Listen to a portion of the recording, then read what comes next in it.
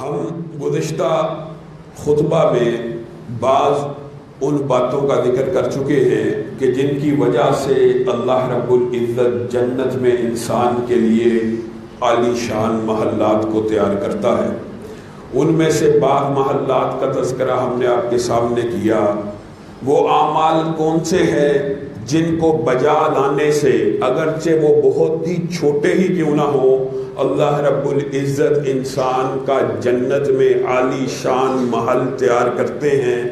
ان محلات میں سے بعض کی کیفیات آپ کے سامنے رکھی تھی کہ ایک ہی موتی کا بھی محل ہے، سونے اور چاندی کی اینٹوں کے بنے ہوئے محل ہیں، سفید موتیوں اور لال یاقوت کے بنے ہوئے محل ہیں۔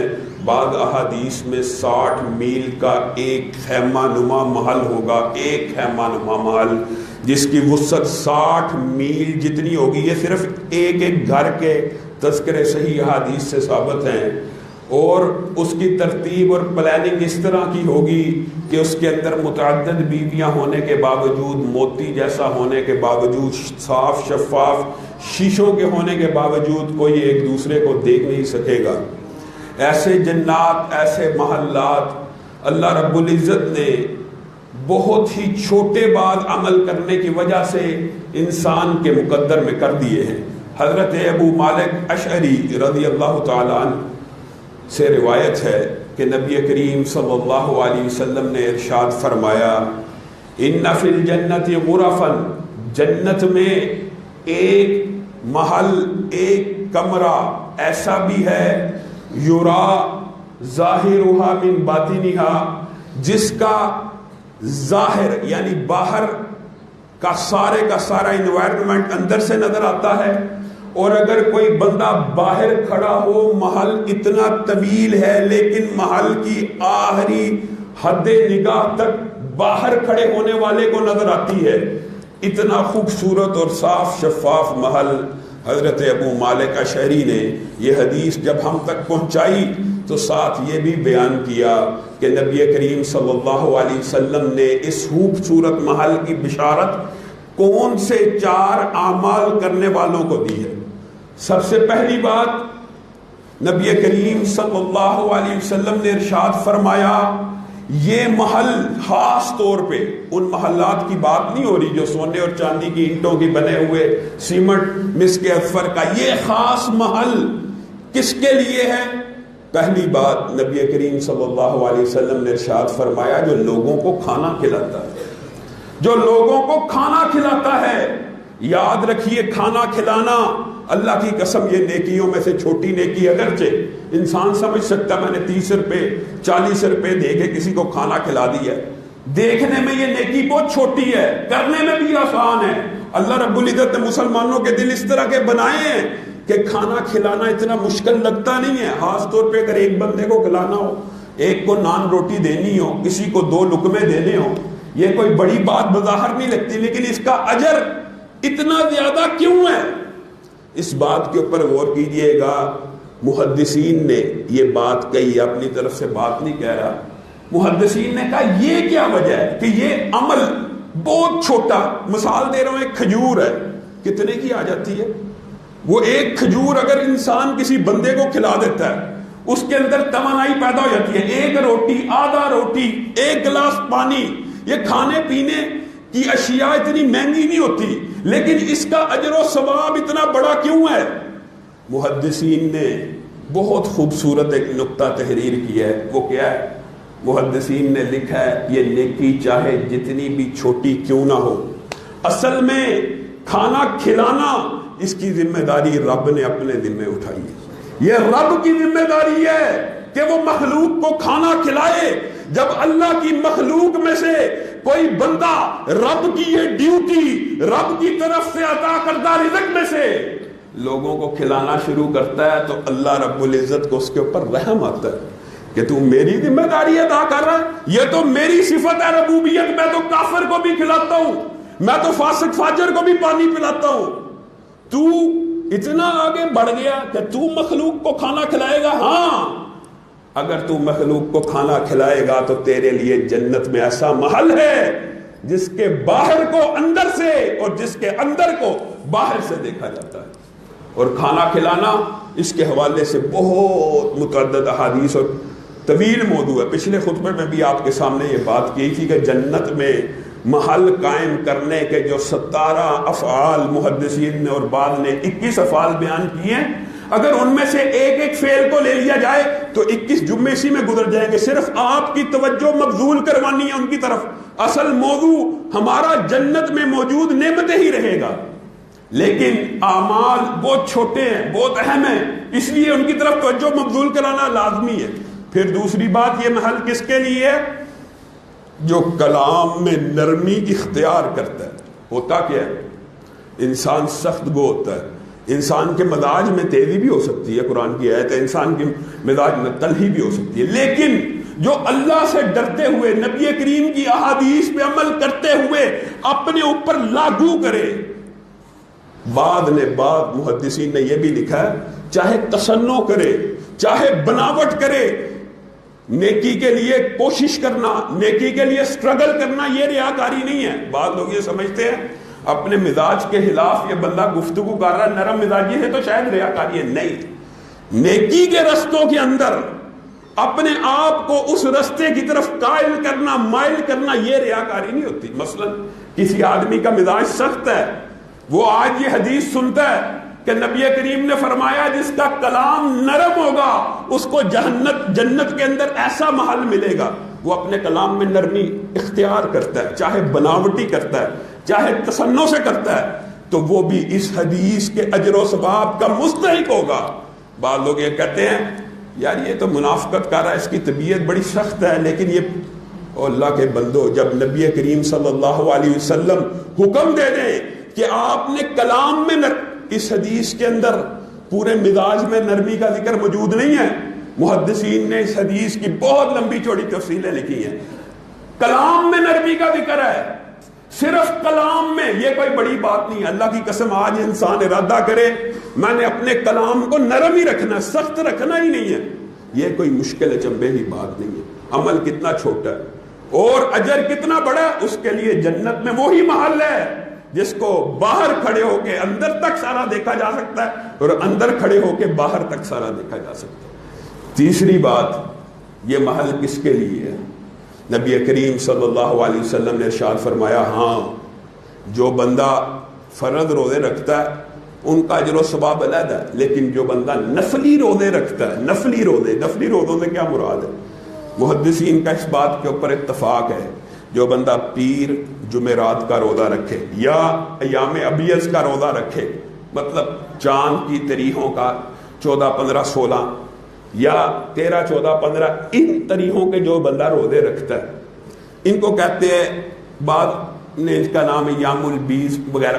مفہوم یہ ہے ایام ابیض کا کہ روشن چمکدار دن، جب چاند پورا روشن ہوتا ہے، چمکدار ہوتا ہے، پوری اپنی 14ویں کا چاند ہو، روزہ ہو انسان کا، پیر ہو، جمعرات ہو. صحیح محدثین نے اس کے اوپر باب قائم کیا، جو بندہ صرف پیر جمعرات یا پورے مہینے میں ان ایام کے روزے رکھتا ہو وہ اس حدیث کا مصداق ہے، کیونکہ نفلی روزہ پیر اور جمعرات کا ثابت ہے، ان ایام کا ثابت ہے. ویسے تو انسان چاہے ایک دن افطار کرے، ایک دن روزہ رکھ سکتا ہے، اس میں بھی حرج اور قباحت کی بات نہیں. لیکن اگر کوئی بندہ اپنے اعمال کے اندر یہ عمل شامل کر لیتا ہے کہ میں پیر اور جمعرات کو روزہ رکھوں گا، تو انشاءاللہ وہ بھی جنت میں اسی محل کا مستحق ہے جس کا ذکر ہم کریں. چوتھی بات، جب لوگ سو جائیں، صحیح حدیث ہے اور حدیث کے الفاظ کے اندر یہ لفظ بھی موجود ہے کہ جب لوگ سو جائیں وہ بندہ جاگ رہا ہو. کس لیے؟ ناول پڑھنے کے لیے، ڈائجسٹ پڑھنے کے لیے، انٹرنیٹ کھنگالنے کے لیے، ویڈیوز دیکھنے کے لیے، فحاشی اور عریانی دیکھنے کے لیے نہیں.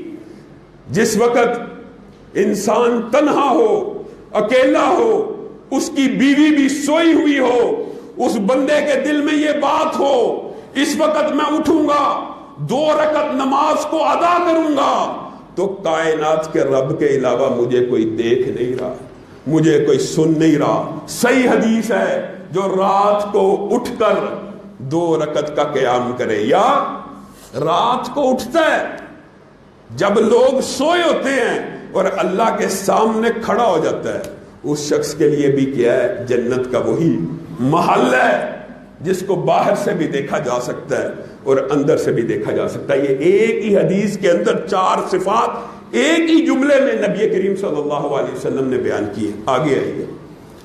نبی کریم صلی اللہ علیہ وسلم نے ارشاد فرمایا کہ جس وقت بندہ مومن، بندہ جو نیک ہے، محسن ہے، مسلم ہے، اس کا کوئی بیٹا اللہ کی بہت بڑی نعمت ہوتی ہے. انسان کو خواہش ہوتی ہے، اور قرآن پاک کی آیات بھی ہیں کہ مال اور بیٹے اللہ تعالیٰ نے دنیا کی زینت بنا دی ہے. انسان کو فخر ہوتا ہے بیٹوں.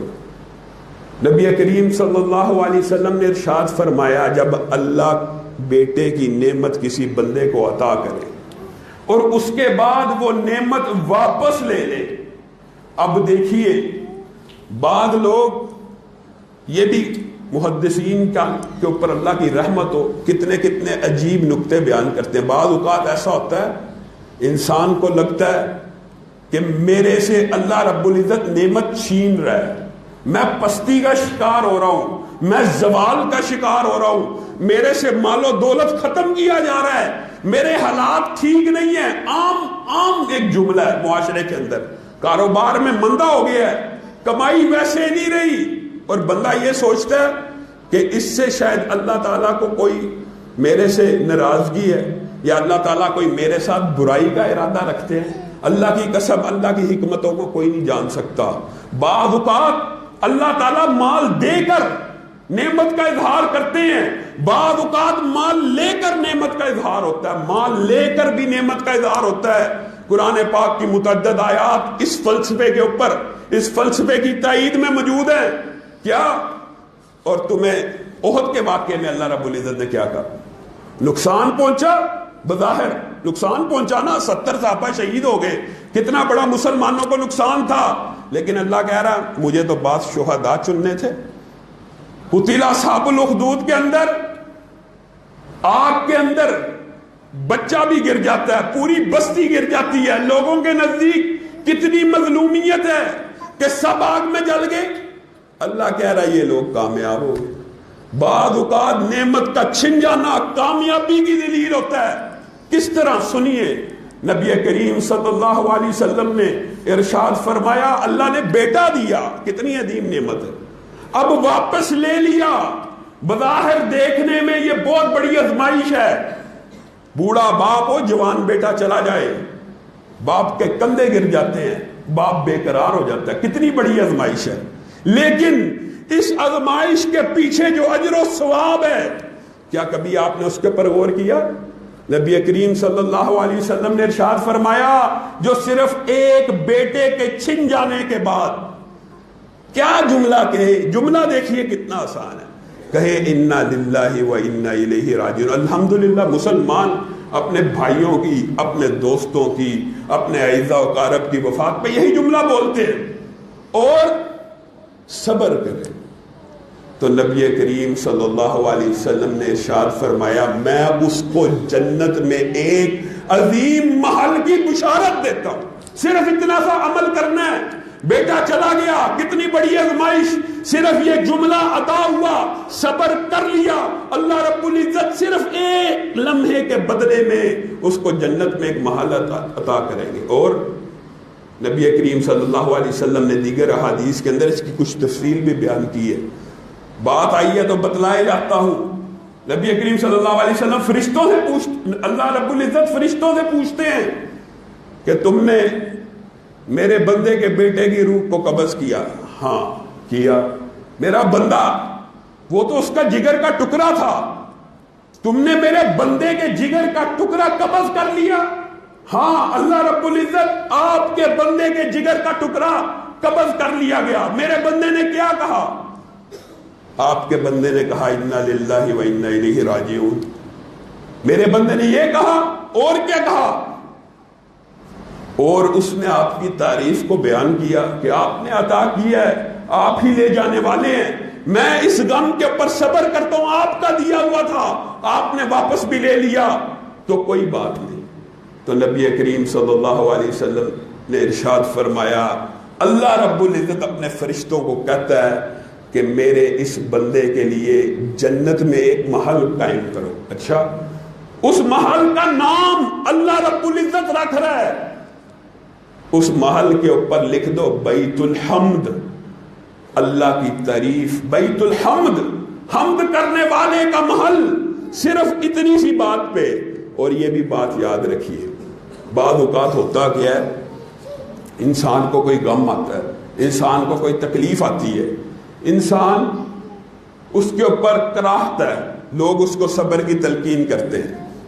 وہ اس وقت صبر نہیں کرتا، لیکن کچھ عرصہ گزر جائے پھر اس سے ملاقات تو میں نے صبر کر لیا. یاد رکھیے یہ کلیہ اور فلسفہ بھی غلط ہے. صبر ہمیشہ صدمے کے پہلے لمحے میں ہے.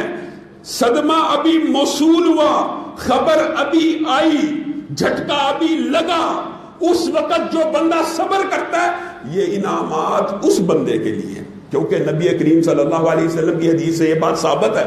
ایک عورت وبیلہ کر رہی تھی، ایک عورت شور و غوغا کر رہی تھی. نبی کریم صلی اللہ علیہ وسلم نے اس کو تلقین کی کہ صبر کر، صبر کر. اس کو نہیں تھا پتا کہ نبی کریم صلی اللہ علیہ وسلم ہے. اس نے کہا تجھے کیا پتا میرے اوپر کیا بیتی ہے، مفہوماً حدیث بیان کر. پھر جب نبی کریم چلے گئے، عورت کو پتا لگا، بتایا گیا یہ تو نبی کریم صلی اللہ علیہ وسلم، فوراً خاموش ہو گئی اور نبی کریم کو کہا میں صبر کرتی ہوں. تو نبی کریم نے اس کا صبر قبول نہیں کیا. کیا کہا؟ اے بی بی، اے عورت، صبر صدمے کے پہلے لمحے میں ہوتا ہے، بعد میں تو صبر آ ہی جاتا ہے. بعد میں کوئی ایسا غم نہیں ہے جو انسان ساری زندگی یاد کر کر کے ہر لمحہ اسی کیفیت میں رہے. یہ ممکن نہیں ہے. اللہ رب العزت نے انسان کو، یہ بھی ایک نعمت ہے، غم بھولنے کی ایک صلاحیت دی. اگر یہ مشکلات اور مصائب اور غم بھولنے کی صلاحیت انسان میں نہ ہو تو ڈاکٹرز کیا کہتے ہیں؟ انسان سو ہی نہ سکے. انسان سو ہی نہ سکے. صرف سونے سے انسان بہت سی باتیں بھول جاتا ہے، نرم پڑ جاتا ہے. تو صبر اگر کرنا ہے تو صدمے کے پہلے لمحے میں کرنا ہے. اور یہی اس حدیث کا مفہوم ہے. اور حضرت عروہ کتنے عظیم تابعی ہیں. 7 بیٹے عطا کیے، اللہ کا شکر کیا. ایک بیٹا واپس لیا، ایک لفظ نہیں بولے. کہا اللہ 7 دیے تھے، ایک واپس لے لیا. انا للہ و انا الیہ راجعون. قدم بھی کٹا جب ان کا، یہی ان کا طرز عمل تھا. اللہ 4 دیے تھے، ایک واپس لے لیا. تیرا ہی شکر ہے، تیری ہی حمد ہے، تیری ہی تعریف ہے. تو اگر زندگی کے اندر اللہ رب العزت سب کے بیٹوں کو زندگیاں دے، لیکن اگر کبھی زندگی میں ایک ایسا حادثہ آ جائے تو یہ آزمائش کے ساتھ ساتھ جنت میں جانے کا ایک ذریعہ اور سبب بھی بن سکتا ہے. صرف یہ لفظ کہنا اور صبر کرنا ہے، ماتم نہیں کرنا. نبی کریم صلی اللہ علیہ وسلم کی، اور یہ اسلام کی خوبی ہے کہ اللہ رب العزت نے نبی کریم صلی اللہ علیہ وسلم کے ذریعے سے ہمیں سوگ کے آداب، ماتم کے آداب سے مراد ماتم کا جائز ہونا نہیں، مطلب میت گھر میں ہو تو کرنا کیا ہے. یہ آداب بھی نبی کریم صلی اللہ علیہ وسلم نے میں امت کو سکھلائے اور بتلائے ہیں. پھر گرے بانوں کو نہیں پھاڑنا، پھر چہرے پہ تمانچے نہیں لگانے، پھر یہ نہیں کہنا ہم لٹ گئے، ہم برباد ہو گئے. نبی کریم صلی اللہ علیہ وسلم نے ارشاد فرمایا جو میت کی موجودگی میں یہ لفظ کہتا ہے ہم لٹ گئے، ہم برباد ہو گئے، پیچھے ایک فرشتہ کھڑا ہوتا ہے جو کیا کہہ رہا ہوتا ہے؟ آمین آمین. ہم لٹ گئے، آمین تم لٹ گئے. ہم برباد ہو گئے، آمین تم برباد ہو گئے. میت کی موجودگی میں الفاظ کی ادائیگی تک نبی کریم صلی اللہ علیہ وسلم سے ثابت ہے. کتنا عمدہ اور خوبصورت دین ہے. ہم نے مصائب آ جائیں، مشکلات آ جائیں، چیخو پکار نہیں کرنی، وبیلا نہیں کرنا، صبر کرنا ہے. اور یہی نبی کریم صلی اللہ علیہ وسلم کی نصیحت ہے. قرآن کی متعدد صورتوں کا مفہوم ہے. اللہ رب العزت کا مقصود و مطلوب دین کے اندر بندہ مومن کے لیے یہ اوصاف اور خوبی ہے. آگے آئیے. نبی کریم صلی اللہ علیہ وسلم نے ارشاد فرمایا جو بندہ فرض نمازوں کے علاوہ سنتوں کو ادا کرتا ہے. یاد رکھیے یہ بات بھی ایک سمجھ لیجیے. ہمارے بعض بھائی ادھر سلام پھیرا ادھر اٹھ کے چلے جاتے ہیں. ٹھیک ہے، جانا جائز ہے، کوئی ایمرجنسی ہو سکتی ہے، کوئی کام ہو سکتا ہے، لیکن اصل اصول کیا ہے؟ نماز کے بعد اپنی جگہ پہ بیٹھا جائے. بندہ اس وقت تک نماز میں ہوتا ہے جب تک اس جگہ پہ بیٹھا رہتا ہے. کیوں بیٹھا جائے؟ یہ جو ذکر اذکار مسنون ہے یہ نبی کریم صلی اللہ علیہ وسلم سے ثابت ہیں, ان کو کرنا چاہیے. ان کو کیوں کرنا چاہیے؟ ذکر اذکار کی تو قرآن پاک میں ایک مرتبہ آگے بھی آپ کے سامنے میں یہ بات رکھ چکا ہوں کہ 2 نفلی عبادات کلام حمید میں ایسی ہیں, نفلی عبادات.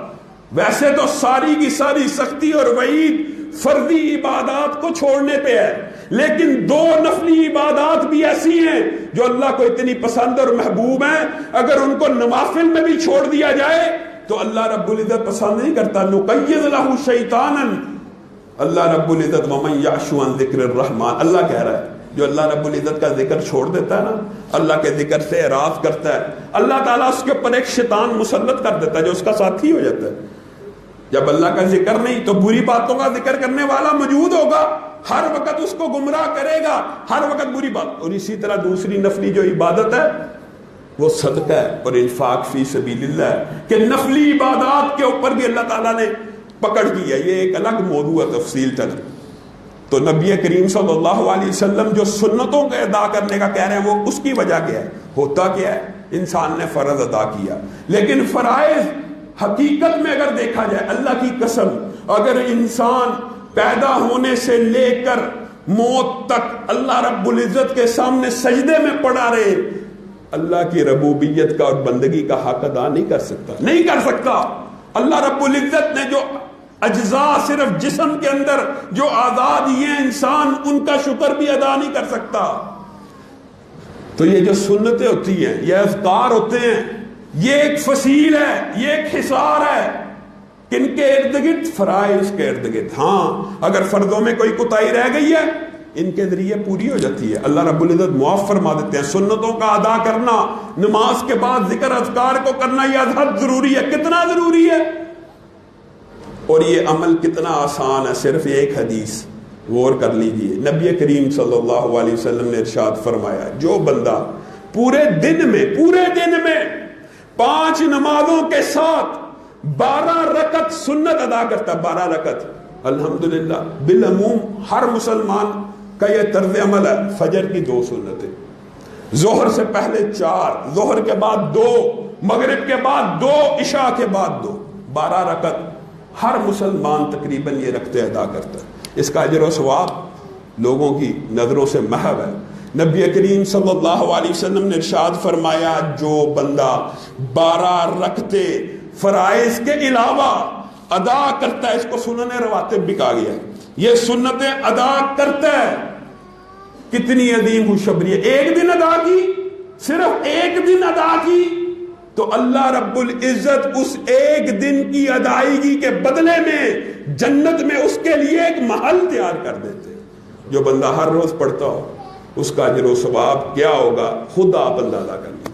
جو بندہ ہر روز پڑھتا ہوگا, ہر روز پڑھتا رہا, ہر روز محل قائم ہوتے رہے, پھر بھی ہم غفلت کریں, پھر بھی ہمیں راز برتے, فرض پڑھنے بھی آئیں اور سنتوں سے قبل یا چلے جائیں یا گھر میں بھی جا کے ادا نہ کریں. اس طرز عمل کو چھوڑنا چاہیے. جنت میں اپنے محلات کی تعداد کو بڑھانا چاہیے. وہ جنت جس کے بارے میں آپ کے سامنے رکھا, 1 گز کی قیمت پوری دنیا کا خزانہ ادا نہیں کر سکتا. 1 گز تو دور کی بات, 1 کمان کی قیمت پوری دنیا کا خزانہ ادا نہیں کر سکتا, اور 1 کمان تو بہت دور کی بات, 1 ناخن برابر جگہ کی قیمت پوری دنیا کا خزانہ مل کے نہیں کر سکتا. اس جنت میں محلات قائم ہوتے ہیں صرف چھوٹے چھوٹے اعمال کی وجہ سے. آگے آئیے, اعمال کچھ زیادہ ہیں, بات کو تیزی سے آگے لے کے جاتا ہوں. نبی کریم صلی اللہ علیہ وسلم نے ارشاد فرمایا, سلسلہ صحیحہ میں 599 نمبر یہ حدیث ہے, امام البانی نے اس حدیث کو صحیح کہا ہے, جو بندہ 10 مرتبہ کون سی سورت پڑھتا ہے؟ قل هو اللہ احد, سب پڑھتے. سورہ اخلاص الحمدللہ مسلمانوں میں عام ہے, بچوں کو ابتدا سے سب سے پہلے یہی سورت سکھلائی جاتی ہے. لیکن اس سورت کا اجر و ثواب کیا ہے؟ صرف 10 مرتبہ جو بندہ یہ سورت ادا کرتا ہے, پڑھتا ہے, نبی کریم صلی اللہ علیہ وسلم نے ارشاد فرمایا اس کے لیے جنت میں ایک محل تیار ہو جاتا ہے. حضرت عمر نے سنی بڑا حیران ہوئے، صرف 10 مرتبہ پڑھنے تھے ایک محل، اے اللہ کے رسول پھر آج کے بعد عمر تو یہ سورت پڑھتا ہی رہے گا، ہر وقت اسی سورت کی تلاوت کرتا رہے گا؟ تو نبی کریم صلی اللہ علیہ وسلم نے مفہوماً جواب دیا، تو کیا عمر تو سمجھتا ہے اللہ کے خزانے ختم ہو جائیں گے، اللہ تعالیٰ محل بنانا بند کر دیں گے، تو ایک دفعہ 10 مرتبہ پڑھے گا، محل بن گیا پھر پڑھے گا، پھر نہیں بنے گا، تو پڑھتا چلا جا، جتنی مرضی مرتبہ پڑھ، 10 مرتبہ جب بھی گنتی پوری ہوگی اللہ رب العزت جنت میں ایک محل قائم کر دے گا۔ صحابہ اس صورت سے اتنی محبت کیا کرتے تھے، بات آئی ہے تو یہ مسئلہ بھی یاد رکھ لیجئے۔ مسجد قباء کے اندر صحیح حدیث ہے، ایک امام تھے، وہ کیا کیا کرتے تھے؟ سورت فاتحہ پڑھتے اور اس کے بعد قل هو اللہ پڑھتے۔ 2 حدیثیں موجود ہیں، یہ میں پہلی حدیث کا ذکر کر رہا ہوں، غور کرنا۔ ابتدا کرتے تو کس سے کرتے؟ قل هو اللہ سے کرتے، اور اس کے بعد کوئی اور سورت پڑھتے۔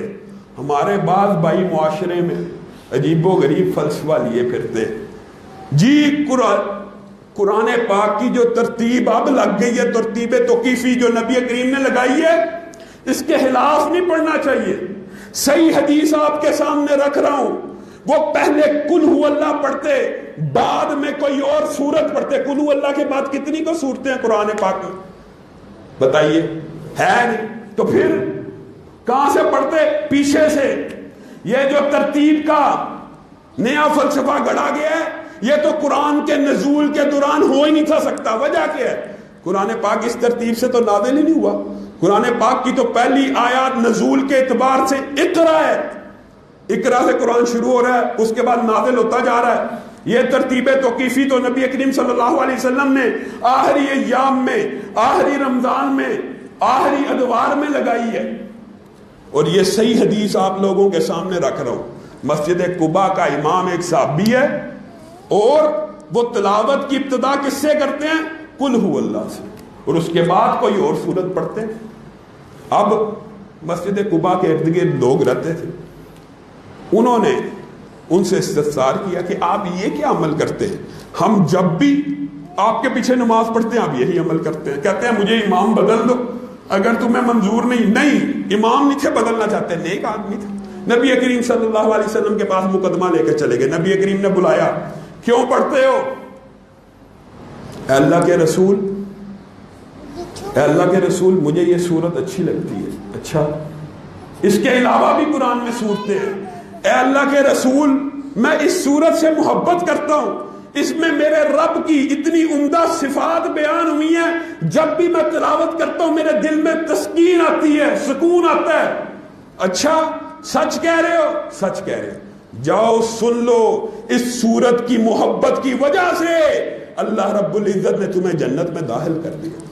صرف ایک صورت کی محبت کی وجہ سے انسان جنت میں داخل ہو سکتا ہے، 10 مرتبہ پڑھے جنت میں محل بنا سکتا ہے۔ آئیے دوسری حدیث کی طرف، یہ بھی معاشرے میں فلسفہ موجود ہے، جی ترتیب سے پڑھے، اگلی کے بعد جو مرضی پڑھ لے، پھر اگلی رکعت میں اس سے آگے ہی پڑھنا، پیچھے سے نہیں پڑھنا۔ نبی کریم صلی اللہ علیہ وسلم نے ایک شخص کو، ایک صحابی کو لشکر کا امیر بنایا۔ وہ کیا عمل کیا کرتے تھے؟ یہ مسجد قباء کے امام تو ابتدا قل هو اللہ سے کیا کرتے ہیں، وہ کیا کیا کرتے تھے؟ انتہا قل هو اللہ پہ کرتے۔ کیا مطلب؟ کوئی بھی قرآن سے حصہ پڑھتے، پڑھنے کے بعد بسم اللہ الرحمن الرحیم پڑھ کے قل هو اللہ پڑھتے۔ یعنی پچھلے جو حدیث کا ٹکڑا اس کے اندر ذکر ہے کہ وہ تلاوت کا آغاز قل هو اللہ سے کرتے تھے، یہ لشکر کے امیر انتہا قل هو اللہ پہ کرتے۔ جب انتہا قل هو اللہ پہ کی تو اگلی رکعت میں لا محالہ پھر پیچھے سے پڑھا۔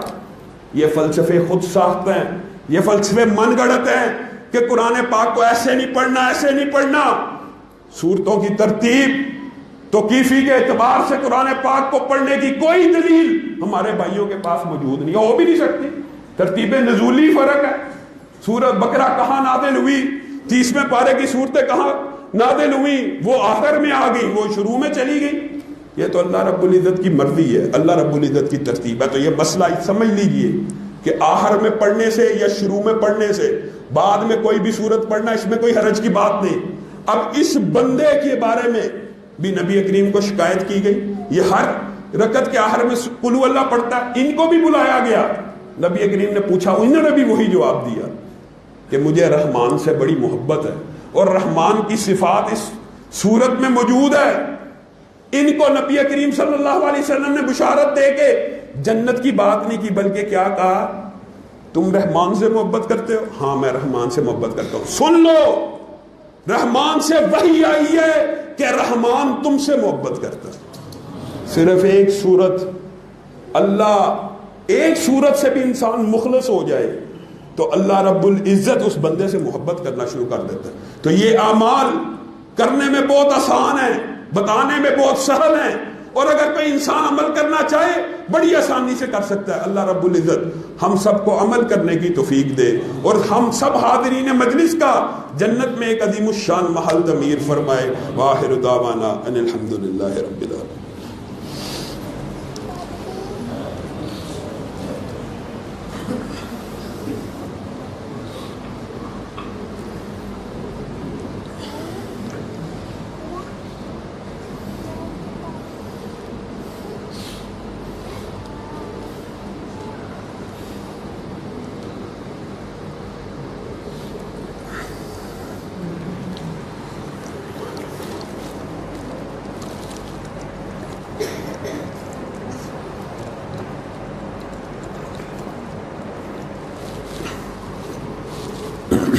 ان الحمد للہ نحمده ونستعینه ونستغفره ونؤمن به ونتوکل علیہ ونعوذ باللہ من شرور انفسنا ومن سیئات اعمالنا من يهده الله فلا مضل له ومن يضلل فلا هادي له واشهد ان لا اله الا الله واشهد ان محمدا عبده ورسوله اما بعد فان خير الحديث كتاب الله وخير الهدي هدي محمد صلى الله عليه وسلم وشر الامور محدثاتها وكل محدثة بدعة وكل بدعة ضلالة وكل ضلالة في النار۔ معزز سامعین گرامی قدر، دو مزید اعمال بتلا کر اپنی بات کو ختم کروں گا اور مختصر سے الفاظ میں ان اعمال کا تذکرہ کروں گا۔ نبی کریم صلی اللہ علیہ وسلم نے ارشاد فرمایا، اگرچہ مریض کی عیادت کرنے کے بارے میں اور متعدد احادیث، فضائل اور منقبت موجود ہے، لیکن جو ہمارے موضوع سے متعلق ہے وہ یہ ہے کہ جب کوئی بندہ مسلم اپنے مسلمان مریض بھائی کی عیادت یعنی تیمارداری کے لیے، اس کا پتہ لینے کے لیے، اس کی بیمار رسی کرنے کے لیے، اس کا پوچھنے کے لیے جاتا ہے، تو نبی کریم صلی اللہ علیہ وسلم نے ارشاد فرمایا صرف یہ عمل کرنے والے کے لیے اللہ رب العزت جنت میں ایک گھر بنا دیتے ہیں۔ اور یاد رکھیے، جس کا اللہ رب العزت جنت میں گھر بنا دینا، پھر یہ نہیں ہوتا کہ اللہ رب العزت نعوذ باللہ اسے جہنم میں ڈال دے۔ یہ محدثین کا استدلال ہے، یہ نبی کریم کی حدیث نہیں ہے، لیکن استدلال قوی ہے کہ اللہ تعالیٰ کریم ہے، اللہ تعالیٰ رحیم ہے، جب عطا کر دے واپس نہیں لیتا، پھر چھینتا نہیں ہے، پھر وہ انتظار کرتا ہے یہ محل اس کے لیے قائم ہے تو انشاءاللہ اسی میں داخل ہوگا۔ اسی طرح اس سے بھی ایک چھوٹا عمل، یہ تو مریض ہوا نا، نبی کریم صلی اللہ علیہ وسلم نے ارشاد فرمایا جو صرف اپنے مسلمان بھائی کی زیارت کے لیے جاتا ہے۔ زیارت سے کیا مراد ہے یہاں پہ مراد یہ ہے اپنے کسی کام نہیں جاتا، اپنا اس کے ساتھ کوئی مقصد اور مفاد نہیں ہے، صرف حال پرسی کے لیے جاتا ہے کہ یہ بندہ مومن ہے، یہ بندہ مسلم ہے، اللہ کے لیے محبت ہے، صرف خالص اللہ کے لیے، اس کو صرف ملنے کے لیے چلا جاتا ہے۔ نبی کریم صلی اللہ علیہ وسلم نے ارشاد فرمایا اللہ رب العزت اس بندے کے لیے بھی جنت میں محل بنا دیتا ہے۔ اور بھی اعمال ہیں، انشاءاللہ آئندہ آنے والے خطبات میں ان کا ذکر کیا جائے گا۔ ما یصفون وسلام علی المرسلین والحمد للہ رب العالمین۔